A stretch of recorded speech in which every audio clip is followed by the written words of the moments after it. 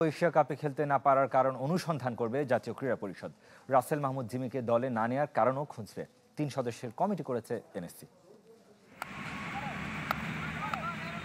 ২০২৫ সালটা হকির নতুন ইতিহাসের আবার নতুন লজ্জার।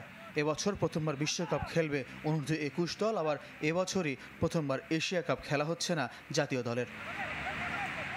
হকির ব্যর্থতায় নড়ে চড়ে বসেছে জাতীয় ক্রীড়া পরিষদ। কারণ উদ্ঘাটনে ৩ সদস্যের কমিটি হয়েছে। পরিচালক ক্রীড়া ও সহকারী পরিচালকের সাথে কমিটিতে আছেন চেয়ারম্যানের একান্ত সচিব। কমিটিতে টেকনিক্যাল পার্সন না থাকায় অবশ্য হতাশ ফেডারেশন। তবে ক্রীড়া পরিষদ বলছে হকি সংশ্লিষ্টদের সাথে কথা বলেই প্রতিবেদন তৈরি করবে কমিটি। এনএসসি একটা তদন্ত কমিটি গঠন করছে। ওনারা গঠন করছেন ওনাদের এনএসসির সদস্য নিয়ে। এখানে আমরা কোনো টেকনিক্যাল এক্সপার্ট পেলাম না। কমিটিতে কোনো টেকনিক্যাল এক্সপার্টও নাই, ফেডারেশনের কোনো রিপ্রেজেন্টেশনও নাই। এটা একটু আমাদের জন্য অবাক ব্যাপার। হকি খেলার সাথে সম্পৃক্ত সকলের সাথে কথা বলেই এমন একটি ধারণাপত্র প্রস্তুত করবেন। টেকনিক্যাল পার্সনদের মতামতগুলি নেওয়া হবে, তাদের মতামতগুলি গুরুত্ব সহকারে শোনা হবে। রাসেল মাহমুদ জিমি না থাকায় শুরু থেকে সমালোচনা ছিল এবারের হকি দল নিয়ে।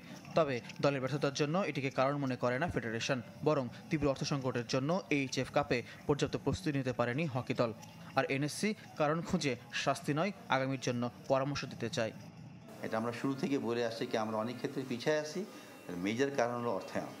আপনারা বলতে পারেন কে তারা স্পন্সরশিপ আনেন না কেন?